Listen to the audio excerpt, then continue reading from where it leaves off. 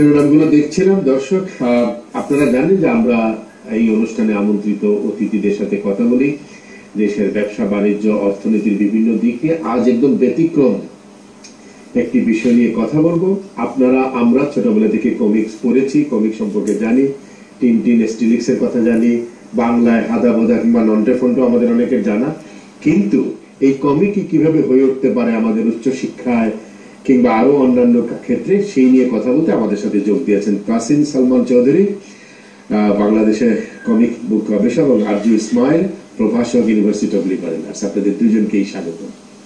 আমি যেটা বলছিলাম যে ছোটবেলা থেকে আমরা হয়তো সবাই কিছু না কিছু কমিক বুক পড়েছি, এই সম্পর্কে আমাদের ধারণাও আছে। কিছু কিছু পত্রিকায় কিছু কমিক সাহিত্য দেখা যায়, টেলিভিশনে তো কার্টুন আছে।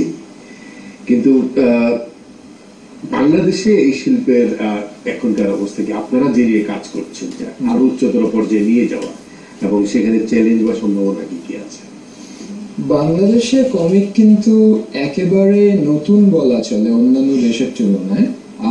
আপনি জানেন যে রম্য ম্যাগাজিন উন্মাদ ছিল ৭৮-এর দিক থেকে। তারপরে আপনি যেটা বললেন হাদা হাদা, বাটুল দিগ্রেড কিংবা চাচা চৌধুরী, এগুলো সব আমরা পড়েছি। কিন্তু বাংলা কমিক ওটা কিন্তু বাংলাদেশি, তা কিন্তু অনেক ক্ষেত্রেই ছিল বিদেশি কমিকের অনুবাদ কিছু বের করেছিল। আমরা বাংলাদেশে তখন 80s 90s এর দিকে ডিসি কমিক্স, মার্ভেল কমিক্স, পৃথিবীর সবচেয়ে বড় যে কমিক কোম্পানিগুলো, সেগুলো পড়তাম। কিন্তু তারপর বাংলা কমিকের একটা অভাব ছিল কিন্তু মার্কেটে, ইন্দ্রজাল কমিক্স ইন্ডিয়ান। এই 2013 সালে ঢাকা কমিক্স প্রথম বাংলাদেশে পাতলা ইস্যুগুলো, কমিকের ইস্যু তারা শুরু করে। এর আগে গ্রাফিক নভেল আকারে পাঞ্জাবি পাবলিকেশনস তারা 2007-এর দিক থেকে কমিক বের করা শুরু করে। এখন এই মুহূর্তে বাংলাদেশের বাজারে ৬-৭টি বড় বড় পাবলিশার যারা কমিক বের করছেন সেভাবে শুরু করেছেন। কিন্তু আমি বলবো ৭-১ পাঞ্জাবি থেকে শুরু করার পর এখন 2013-র পর থেকে কিন্তু একসাথে অনেকে মিলে চেষ্টা করছে কমিকটা এগিয়ে নিয়ে যাওয়ার। এখন কিন্তু বাংলাদেশের সুপার হিরো কমিকও আছে, মাইটিকন স্টুডিওস থেকে মানে বিদেশি কমিকের মতোই ওই কাগজে ওই সুন্দর করে প্রিন্ট করা, ওগুলো সব করছে। সব মিলিয়ে মনে করেন বাংলাদেশে এখন কমিক হয়তো 2 বছরে 50-60 এরকম হবে। তারা যাচ্ছে একদিকে, বিভিন্ন সোশ্যাল মেসেজ থেকে শুরু করে অনেক কিছু নিয়েই কাজ করছে বাংলাদেশ, এবং ভবিষ্যতে এটা হয়তো আরো উঁচুর দিকেই যাবে। মানুষ পড়ছে কিনা, জানছে কিনা, তরুণরা বিশেষ করে মানুষ এটা চেক করার ব্যাপার। যেমন আমি আসলে বাংলাদেশে কিন্তু 5 বছর আগে আপনাকে যদি কেউ বলতো বাংলাদেশে কমিক নিয়ে কোনো অনুষ্ঠান কিংবা কমিক কনভেনশন এগুলো কিছু হলে সেটা মানুষ যাবে কিনা, এটা আমরা কিন্তু গ্যারান্টি দিয়ে বলতে পারতাম না। কিন্তু 2012 থেকে আপনার কমিক কন কিছু অনুষ্ঠান বাংলাদেশে শুরু হয়েছে। সেখানে কিন্তু এখন আপনার 7,000 10,000 তাও মানুষ এক্সিট করে যাচ্ছে, যেটা শুধু 2 দিনে যাচ্ছে। এবং ওখানে কমিক বিক্রি হচ্ছে, দেশি কমিকও বিক্রি হচ্ছে। 13 পর থেকে দেশি কমিক শুরু হলো, কিন্তু বিদেশি কমিক আগে ছিল, দেশিও আছে। সব মিলিয়ে মানুষ পড়ছে। এবং আপনার নিউজ পেপারে কিন্তু কমিক স্ট্রিপস আছে, ইংরেজিও বাংলাও দুটাই আছে। এবং সেগুলোর স্ট্রিপগুলোর পরে কম্পাইলড ভার্সনও গ্রাফিক নভেল আকারে বের হচ্ছে। এবং সব মিলিয়ে, এবং একটা দোকানও কিন্তু খুলেছে, জামিলস কমিক্স আপনার ইউএই মার্কেটে। ওখানে মার্কেট কিন্তু কমপক্ষে 150 জন কার্ড হোল্ডার মেম্বার আছে যারা কমিক কিনছে। এছাড়া ওখানে মেম্বারই কিন্তু 9,500-এর উপরে, যারা রেগুলার ফেসবুকে, ইভেন বিদেশি ফেসবুক সাইটের মতো ঝগড়াও শুরু হয়ে যাবে যে কে কোন সুপার হিরো বেশি শক্তিশালী, কি এরকম অনেক তাদের এনথুজিয়াজম তৈরি হচ্ছে। আর তো আপনার কাছে আসছি যে আপনি যেহেতু ইউনিভার্সিটিতে পড়ান, একাডেমিক ক্ষেত্রে গ্রাফিক্যাল কমিকের বই অ্যাকসেপ্টেবিলিটি থাকবে কিনা আপনার কাছে কি মনে হয়? আমরা তো অভ্যস্ত যে খুবই সিরিয়াস পড়ালেখা করতে, কিন্তু সেটার ওয়েতেও যে পড়া যায় সিরিয়াস থিংস, আপনার কাছে কি মনে হয়? ডেফিনেটলি বাংলাদেশে এখনো আসেনি, তবে আমি খুব পজিটিভ যে খুব তাড়াতাড়ি চলে আসবে। এবং আমি নিজে খুব সৌভাগ্যবান মনে করি নিজেকে, কারণ আমাদের ইউনিভার্সিটি অফ লিবারেল আর্টস এমন একটা প্রতিষ্ঠান, শিক্ষা প্রতিষ্ঠান, যেখানে লিবারেল আর্টসের সব এসেন্সকে আমরা খুব ইম্পর্টেন্স দিই। এবং জাস্ট এই জুনেই হয়ে গেল আমাদের সেন্টার ফর ল্যাঙ্গুয়েজ স্টাডিজের শ্রদ্ধেয় সাজিদুল হক স্যার বাংলাদেশের প্রথম ন্যাশনাল কনফারেন্স করলেন এই গ্রাফিক নভেলস নিয়ে, যে কমিক স্টাডিজটা একাডেমিয়াতে কত ইম্পর্ট্যান্ট সেটাই আমাদের কনফারেন্সের সাবজেক্ট ছিল। এবং এখানে এই কনফারেন্সে ইন্ডাস্ট্রি থেকে যেরকম লোকজন আঁকিয়েরা এসেছিলেন, বিশিষ্ট ব্যক্তিত্বরা এসেছিলেন, একাডেমিয়া থেকেও এসেছিলেন, এটাই দেখাতে যে একাডেমিক ফিল্ডেও এটা কত সিরিয়াস একটা বিষয় হতে পারে এবং কত হেল্পফুল হতে পারে। পৃথিবীর কয়েকটি দেশে এখন খুব সিরিয়াসলি এই জিনিসটা নিয়ে পড়াশোনা করা হচ্ছে। আমি নাম বলার জন্য বলতে পারি ইউনিভার্সিটি অফ ফ্লোরিডা, যেখানে আন্ডারগ্রাডে কিছু কোর্সেস করানো হচ্ছে কমিক স্টাডিজে। ওয়েস্ট লিবার্টি ইউনিভার্সিটি, ইউএস এর একটি ইউনিভার্সিটি, সেখানে কোর্সেস করানো হচ্ছে, সেখানে আন্ডারগ্রাড প্রোগ্রাম আছে কমিক স্টাডিজের উপরে। স্কটিশ একটি ইউনিভার্সিটি, ইউনিভার্সিটি অফ ডান্ডি, যেখানে এমলিট একটা প্রোগ্রাম করানো হচ্ছে কমিক স্টাডিজের উপর, masters of literature in comic studies. আর এছাড়া আমাদের এশিয়ান কান্ট্রিজের থেকে যদি বলতে হয় তাহলে তো অবভিয়াসলি জাপানে, যেটা কমিক্সের সবচেয়ে বড় মার্কেট, যেটা নিয়ে তাসিন একটু পরে আরো ডিটেইল বলবে, সেখানে স্কুল অফ মাঙ্গা, সেখানে তো মাস্টার্স প্রোগ্রাম এবং পিএইচডি প্রোগ্রাম হচ্ছে কমিক স্টাডিজের উপরে। সো ইউ ক্যান সি যে কমিক স্টাডিটা কিন্তু, যদিও এক সময় আমরা বলতাম যে ও আচ্ছা এটা শুধুই বাচ্চাদের একটা চিপ এন্টারটেইনমেন্ট, কিন্তু এখন স্কলাররা রিকনসিডার করছেন যে এটা কিন্তু একাডেমিয়াতেও একটা খুব সিরিয়াস ব্যাপার হয়ে উঠতে পারে এবং টিচিং এবং লার্নিং প্রসেসকে এটা ভীষণভাবে হেল্প করে। আপাতত গবেষণায় সেটাই দেখা যাচ্ছে। আশা করব যে ইউনিভার্সিটি অফ লিবারেল আর্টস বাংলাদেশে প্রথম এরকম কাজ অলরেডি শুরু করেছেন আপনারা, এবং সেখানে এটি অবদান রাখবে। কিন্তু আমাদের একটা বিরতির সময় হয়ে গেছে, আমরা আপনাদের কাছে ফিরবো। দর্শক দেখছেন ৭১ অর্থ সংলাপ, একটা ছোট্ট বিরতি নিচ্ছি, ফিরে আসবো, সঙ্গে থাকুন। তো দেন উই থট অফ যে আচ্ছা কেন আমরা এটাকে ইনক্লুড করি না বিজনেস এথিক্সটাকে ইনস্টিল করার জন্য স্টুডেন্টসদের মাঝে। তো এতে করে যেটা হলো, আমরা যখন ওয়ার্কশপ করলাম, আমাদের স্কুল অফ বিজনেসের বেশ কিছু স্টুডেন্টস পার্টিসিপেট করে এবং ইউল্যাবের মিডিয়া স্টাডিজ অ্যান্ড জার্নালিজম ডিপার্টমেন্টেরও বেশ কিছু স্টুডেন্টস পার্টিসিপেট করে। ওদেরকে আমরা বিভিন্ন গ্রুপে ভাগ করে দিই এবং ওদের কাজ ছিল মূলত বাংলাদেশের কনটেক্সটে এথিক্যাল ডাইলেমা যেগুলো আছে, বিজনেসে যেই এথিক্যাল প্রবলেমগুলো ওদের যে চোখে পড়ে সেগুলো আইডেন্টিফাই করা এবং কমিক স্টোরির মাধ্যমে সেটার একটা সলিউশন বের করা। তো ওরা নিজেরাই প্রবলেম আইডেন্টিফাই করছে এবং নিজেরাই সেটা সলিউশন দিচ্ছে এবং ওরা এমন অ্যামেজিং স্টোরিজ নিয়ে এসেছিল, স্টার্টিং ফ্রম গরু মোটা তাজাকরণ এবং খাদ্যে ভেজাল মেশানো, তো নকল ডিম যেটা আমরা দেখেছি, দুধের পানি মেশানো, এবং কর্মক্ষেত্রে যে অনৈতিক লেনদেন, ঘুষ, এগুলো ব্যাপার নিয়েও তারা রাইট। এবং আমি খুবই টিচার হিসেবে খুব প্রাউড ফিল করেছি যে আমার স্টুডেন্টসরা অনেক এমন প্রবলেম আইডেন্টিফাই করেছিল যেগুলো আমরা সবাই জানি কিন্তু হয়তো বা এক্সিকিউট করতে পারি না। যেমন কর্মক্ষেত্রে যে মেয়েদেরকে প্রমোশনের ব্যাপারে মানে ডিসক্রিমিনেশন করা হয় এবং ফর্সা হলে সুন্দর, এই ব্যাপারগুলো কিন্তু ওদের স্টোরিজের মধ্যে চলে এসছে এবং ওরা নিজেরাই সেটার সলিউশন দিয়েছে। তো যেহেতু কমিকের মধ্যে করেছে, কমিক স্টোরিজের মাধ্যমে করেছে, ওদের ইন্টারেস্ট এত বেশি ছিল, এত স্বতঃস্ফূর্ত ওদের পারফরমেন্স ছিল, পার্টিসিপেশন ছিল, যে আমরা খুবই আশাবাদী যে এটাকে আমরা নিশ্চয়ই একটা বড় স্কেলে নিতে পারবো।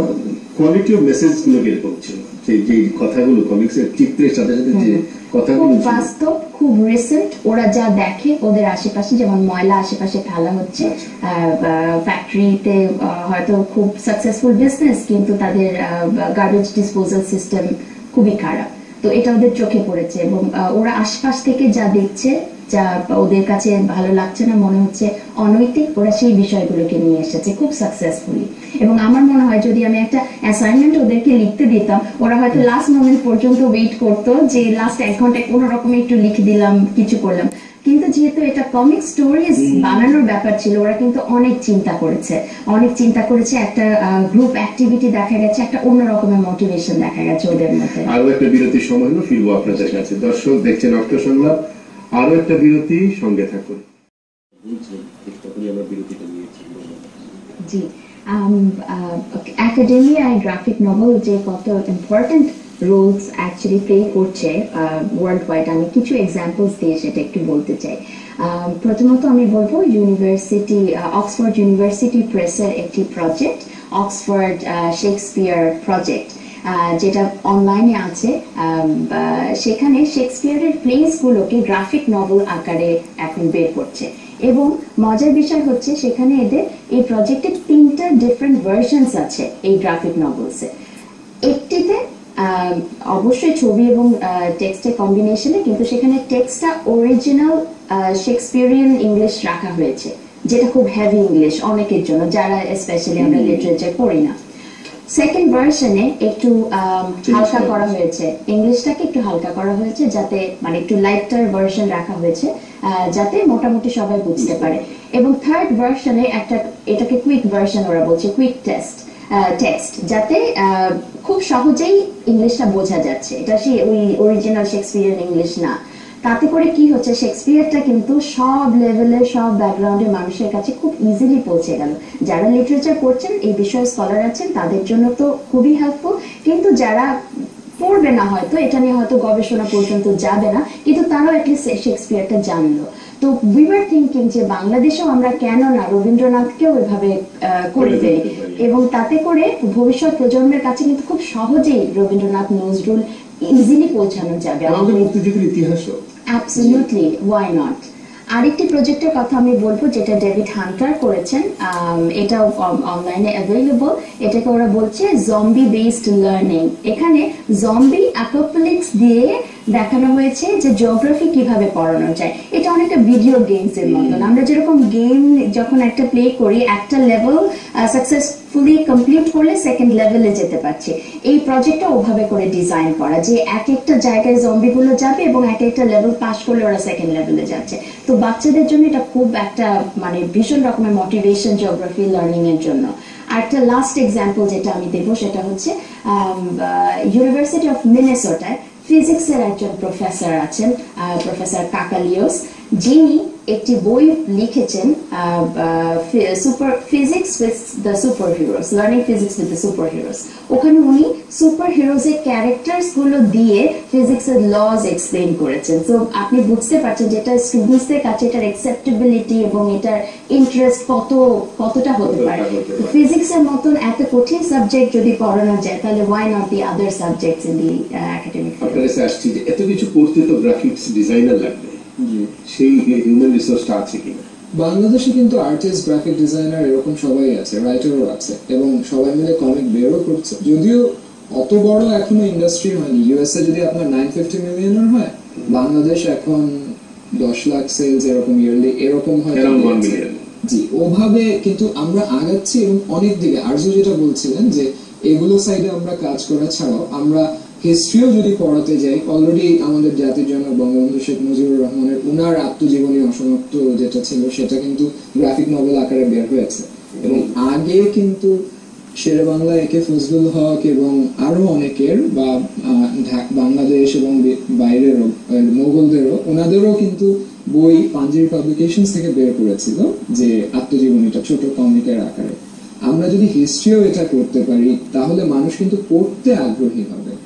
ওই পড়ার আগ্রহটা জরুরি, কারণ কমিকে আপনার এটা রিসার্চেই দেখিয়েছে যে শুধু পড়া একটা ব্যাপার, আর কমিকের ছবির সাথে পড়া রিলেট করতে গেলে মানুষ কিন্তু অনেক কিছু চিন্তা করতে হয়, সৃষ্টিশীলতা সেটা অনেক ক্ষেত্রে বাড়িয়ে দিতে পারে। আমাদের যে বিজনেসে মানে কোম্পানিজ গুলোতে, মানে আমাদের চাকরি জীবনে যে অন দি জব ট্রেনিং গুলো হয়, সেগুলো তো দিনরাত পাওয়ার পয়েন্ট প্রেজেন্টেশন চলছে, নানাভাবে ব্রেইনস্টর্মিং চলছে, সেগুলো তো এখানে কি আসতে পারে কিনা?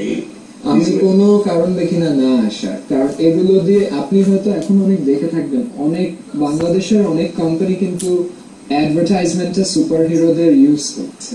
আমরা দেখেছি সেটা বিলবোর্ডে, এরকম শুরু হয়। মানুষ যেখানে অ্যাকসেপ্টেবল, এখন এখানে আমরা যতই সুপার হিরো বলে বাচ্চাদের কন্টেন্ট বলে ছেড়ে দিই, আপনি হলিউডের মুভিগুলো দেখেন, ইয়াং সবাই দেখছে, সবচেয়ে বেশি পয়সা কিন্তু নিয়ে আসছে ব্যবসা ওগুলো। এবং টিভিতে কিন্তু টিভি শোজও অনেক আছে। কেউ আজকে স্টুডেন্টদের মধ্যে অ্যারো, ফ্ল্যাশ এগুলো নাম বললে খুব সহজে বলতে পারবে, এরা জানে, এগুলো দেখে। আর এখন টরেন্ট সাইট এগুলো থেকে অনেকভাবেই অনেক ডাউনলোড সবকিছু কমিক ও ডিজিটাল কমিক সবই এসেছে। আমি বুঝতে পারছি যে বাংলাদেশে এটা আরো বাড়বে, কমবে না, এই পুরো পপ কালচারের জন্যই আর কি। এবং সোসাইটিতে যে ডিসক্রিমিনেশন আছে, সুপারস্টিশন আছে, এগুলোর ক্ষেত্রেও কি কমিক এগুলোর ক্ষেত্রে কিন্তু অনেকটাই কাজ করবে। অলরেডি ঢাকা কমিক্সের কিছু ইস্যুতে আমি দেখেছি, আমার কনফারেন্সে আমার ফাইন্ডিংসে ওটা ছিল যে বাংলাদেশি অ্যাভারেজ বাংলাদেশিদের দেখাচ্ছে কিন্তু গ্রামের যারা, তারা অনেক সুপারস্টিশন অনেকেরই আছে, অনেক কুসংস্কার, অনেক কিছু ব্যাপার থাকতে পারে, সেগুলা কোনটা ঠিক কোনটা আরো বৈজ্ঞানিক ব্যাখ্যা থাকতে পারে, সেগুলা জিনিস কিন্তু কমিকে দেখিয়েছে। এবং আমাদের ওভারঅল সিভিক কনসিয়াসনেস আনফরচুনেটলি কিছুদিন আগেই দেখালো যে বিদেশি কিছু মানুষজন আমাদের দেশে এসে সাফ করে দিচ্ছে, যেখানে আমরা অনেক ক্ষেত্রে দেখছি না। এগুলা জিনিস, কিংবা ম্যানহোলের ঢাকনা হঠাৎ কেউ চুরি করে গেল, রাস্তা এই ফাঁকা, এই রিস্কটা কিন্তু কেউ দেখছে না। এগুলা জিনিস কিন্তু আসছে অলরেডি এবং আরো আসবে। আমরা প্রায় শেষ পর্যায়ে চলে আসছি।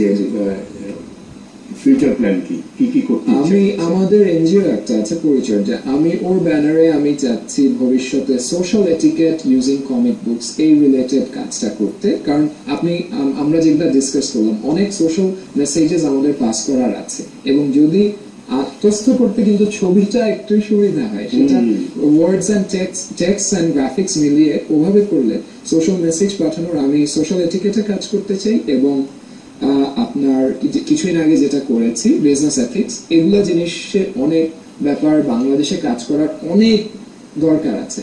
খুব সহজ সহজ ব্যাপার, এইভাবে কর্মক্ষেত্রে ওয়ার্ক প্রেশার এবং অনেক ক্ষেত্রে মেয়েদের সাথে কিভাবে আচার আচরণ, ইভ টিজিং এর ব্যাপার, এগুলো সব দেখে ছোটবেলা থেকে বাচ্চাকে যদি ইন্সপায়ার করে দিতে পারি, তারা হয়তো টেন্ডেন্সিটা কম হবে ওদিকে যাওয়ার। সেই জিনিসটাই আমরা করতে চাই, এনকারেজ। এবং আমরা আশা করব। আপনি কি বিষয়ে কিছু বলবেন? আমি একটি কথা বলে শেষ করতে চাই, যে কবি বলেছেন সহজ কথা যাই বলে সহজে। আমি এখানে দৃষ্টতা করে একটু দ্বিমত পোষণ করব কবির সাথে। সহজ কথা যাই বলে সহজে, কঠিন কথা যদি চেষ্টা থাকে, এবং কঠিন কথা যাই বলে সহজে, যদি সাথে গ্রাফিক্স থাকে। Absolutely absolutely.